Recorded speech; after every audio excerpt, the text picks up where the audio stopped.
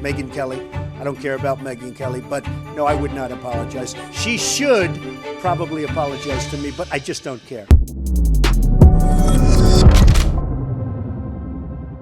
What's up, guys? It's your boy, Benny. Don't you just hate it when mommy and daddy are fighting? It just puts a pall on the entire house. Isn't it better when everyone's getting along? And that's what happened this weekend when Megyn Kelly reunited with Tucker Carlson, somebody who took her old time slot, actually, at Fox News.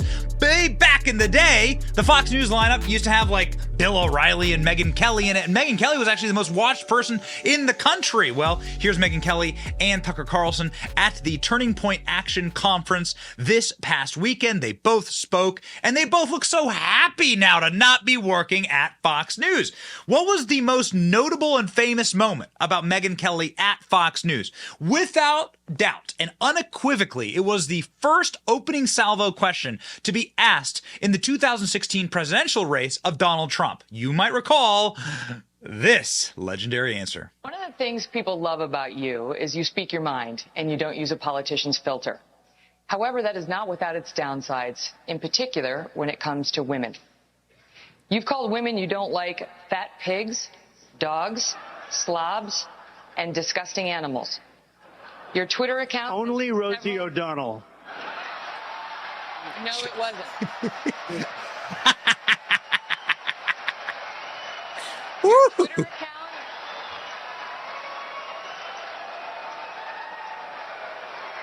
Thank you.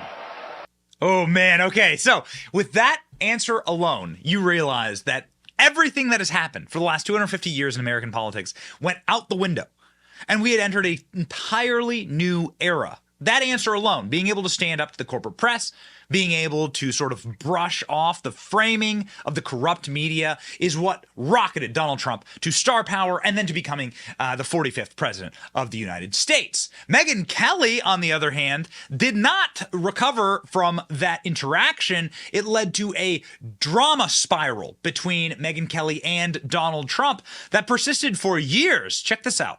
That there was a dust-up involving yours truly and presidential contender Donald Trump. You've called women you don't like fat pigs, dogs, slobs, and disgusting animals. Your Twitter account... Only Rosie O'Donnell. The fact is, she asked me a very inappropriate question. She should really be apologizing to me. You want to know the truth. You could see there was blood coming out of her eyes, blood coming out of her wherever. I said, how much of this do you take? I have zero respect for Megyn Kelly. I don't think she's very good at what she does. I think she's highly overrated. Trump, who is the front runner, will not apologize.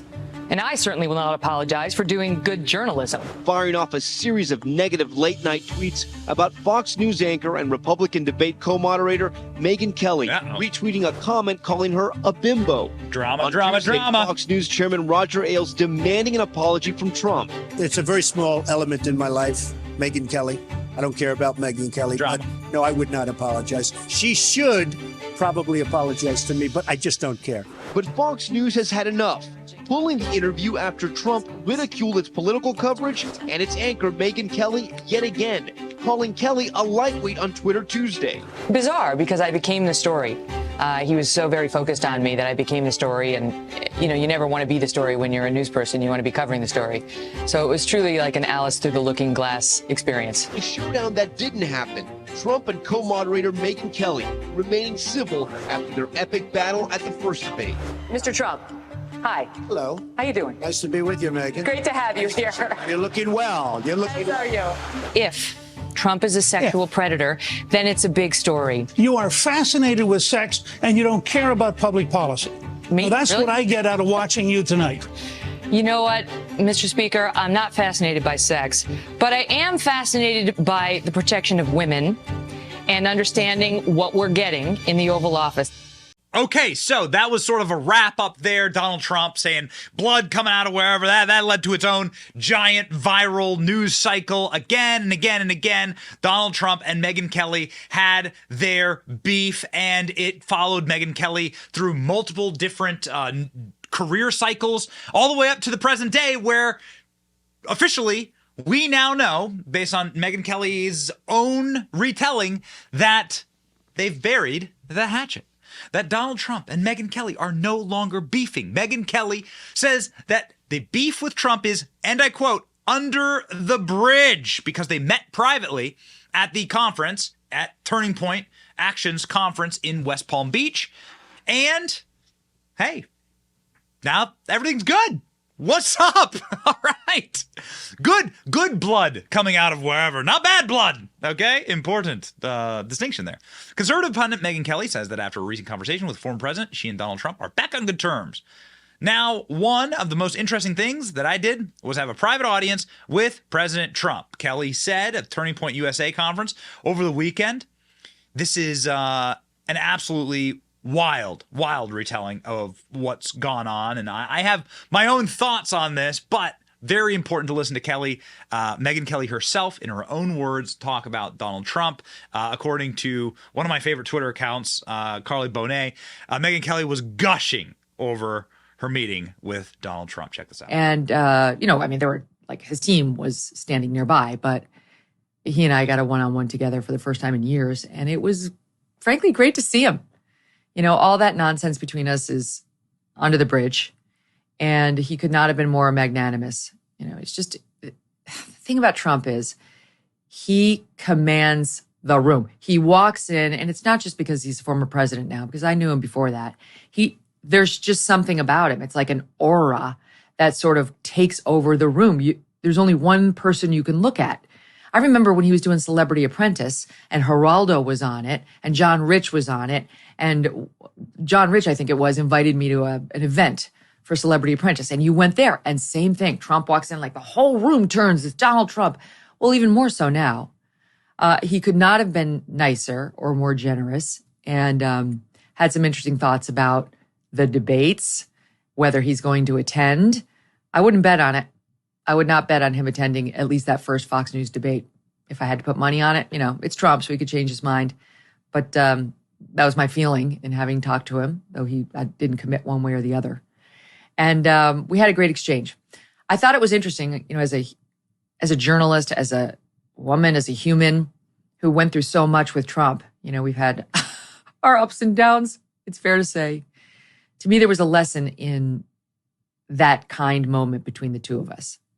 And it was that even as a journalist, if you can take your own ego out of it, and I went through a lot as Trump attacked me for those 9 months. I've documented that in my book and elsewhere. But if you can take your ego out of it, and if you can be quick to sort of get past these confrontations and these negative experiences, you can open up such possibility for yourself. You can open up a field of wellness, of positivity, of good relationships. So take the fact that it's Donald Trump, former president, and Megyn Kelly, well-known journalist, out of it. This could be true for you in your life. This could be true. If you can just find a way to say, you know what, that was yesterday. I'm here on today. I'm looking at tomorrow. I just think it's a testament to how people can change and people can rebuild relationships and people can move forward in a positive way. So Megyn Kelly is now effectively on the Trump train. Megyn Kelly saying what I have said many times on this show. And I don't pretend to be Donald Trump's close advisor, nor do I pretend to be his best friend. But having met with Donald Trump a couple of times, having seen him in private, and having dealt with him one-on-one, I got to say, the guy is magnanimous.